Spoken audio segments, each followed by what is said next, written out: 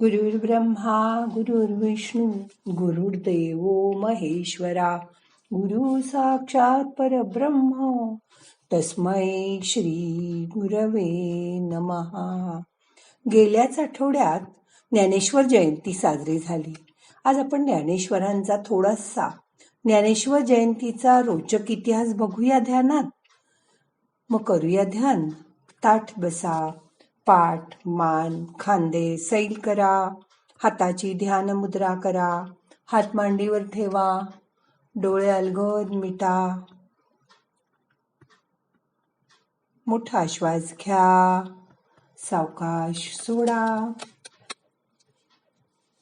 भाद्रपद वद्य षष्टी ही ज्ञानेश्वर जयंती म्हणून साजरी करण्यात येते. अर्थात ज्ञानेश्वर महाराजांनी हा ग्रंथ ज्ञानेश्वरी लिहून पूर्ण केला असा काहींचा समज असतो, परंतु तसं नाहीये. पैठण निवासी शांतीब्रह्म श्री संत एकनाथ महाराजांनी इसवी सन 1584 साली याच तिथीस या ग्रंथाची शुद्ध प्रत तयार करून पूर्ण केली. झाले असे की समाधी स्थानात गळ्याभोवती विळखा घातलेली अजान वृक्षाची मुळी काढण्याच्या निमित्ताने संत ज्ञानेश्वर महाराजांनी संत एकनाथ महाराजांना स्वप्नात दृष्टांत दिला आणि आळंदीला बोलवून घेतलं. नाथ महाराज आळंदीला आल्यानंतर त्यांच्या लक्षात आलं की माऊलींची समाधीच सापडत नाहीये. त्यांनी आजूबाजूच्या परिसरात चौकशी केली तर असे कोणते स्थान येथे असल्याची खात्रीलायक कोणालाच माहिती नव्हती. कदाचित समाधी असेल तरी ते स्थान नेमके कोणते हे कोणाला सांगता येत नव्हतं. आपल्या बरोबर आलेल्या भक्तमंडळींना इंद्रायणी नदीच्या तीरावर थांबायला सांगून नाथ महाराज तेथील जंगल सदृश परिसरात गेले. माऊलींच्या समाधीचा परिसर काट्याकुट्यांनी व्यापला होता. त्याच परिसरात असलेल्या अनेकानेक समाध्या होत्या. मग यातील नेमकी माऊलींची समाधी कोणती हा प्रश्न त्यांना पडला. मग एका स्थानावर बसून नाथ महाराजांनी माऊलींचं ध्यान लावलं. हे स्थान म्हणजे हल्ली माऊलींच्या समाधी मंदिरात असलेल्या शांतीब्रह्म श्री एकनाथ महाराजांचा पार होय. ज्ञानेश्वर महाराजांनी समाधीच्या आत येण्याचे त्यांना निर्देश केले. त्याप्रमाणे नाथ महाराज नंदी खालील द्वारातून आत गेले. तेथे श्री ज्ञानेश्वर महाराजांचे ते दिव्य अलौकिक रूप पाहून नाथ हरकून गेले. श्री ज्ञानदेवे येऊनी स्वप्नात सांगितली मात मज लागी, दिव्य तेजपुंज मदनाचा पुतळा परब्रह्म केवळ बोलत असे, अशीच त्यांच्या मनात भावना झाली. चर्चा सुरू असताना श्री ज्ञानेश्वरी मध्ये समाविष्ट झालेल्या हेतुपुरस्सर टाकल्या गेलेल्या आगंतुक ओव्यांनी माऊली व्यथित झाले असल्याचं नाथ महाराजांनी जाणलं. त्यांना त्यात योग्य सुधारणा करण्यासाठी अधिकार संपन्न व्यक्तीची आवश्यकता होती व ती नाथ महाराजांच्या रूपाने पूर्ण होणार होती.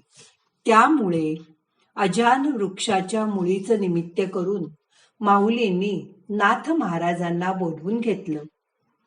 या दोन महात्म्यांचा ज्ञानेश्वरीच्या संदर्भाने समाधीत तब्बल 3 दिवस संवाद झाला. 3 दिवस झाले तरी नाथ महाराज परत आले नाहीत, म्हणून आलेल्या बरोबर भाविकांचा मनात घालमेल होऊ लागली. भक्तांचे हाल होऊ नयेत यासाठी ज्ञानेश्वर महाराजांनी वाण्याचे रूप घेतले व नाथ महाराजांनी तुमची शिधा पाण्याची व्यवस्था लावण्यास सांगितलंय असं त्यांना सांगितलं.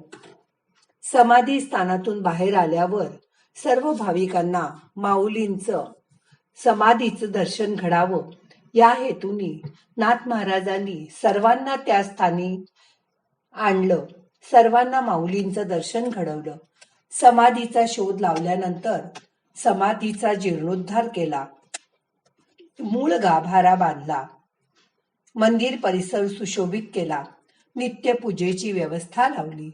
आळंदीची कार्तिकी यात्रा परत सुरू केली.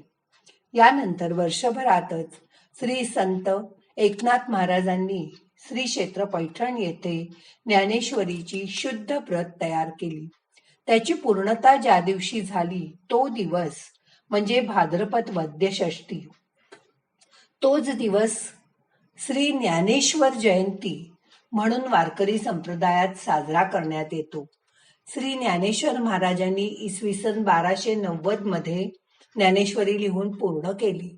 परंतु समाप्तीची तिथी न लिहिल्याने नेमका श्री ज्ञानेश्वरी जयंतीचा दिवस कोणता हे सांगता येत नव्हतं.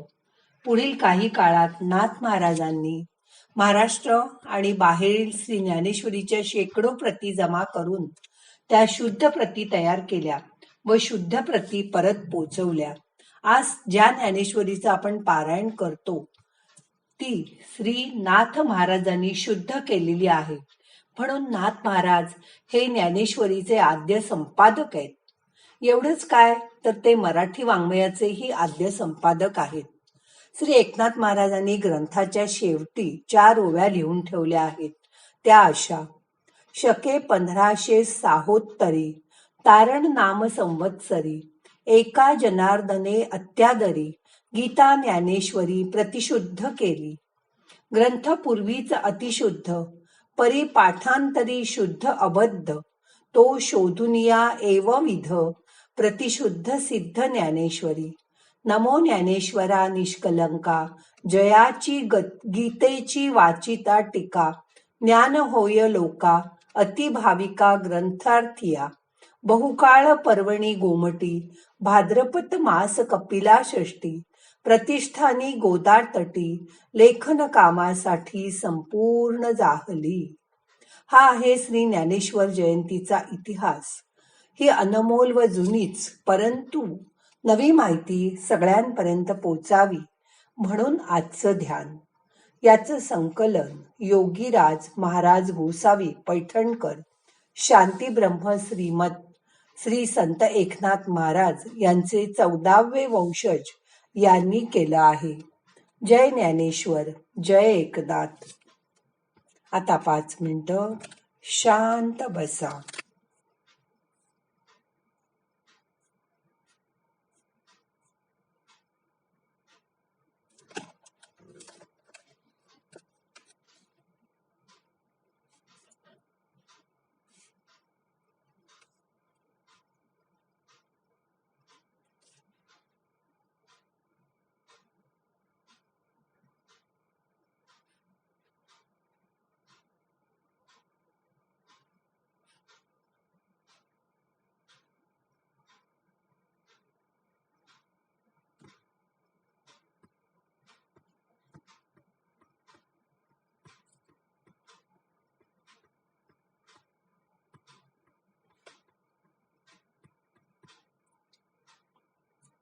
आपण नेहमी एखाद्या माणसाचा जन्मदिवस जयंती म्हणून साजरा करतो.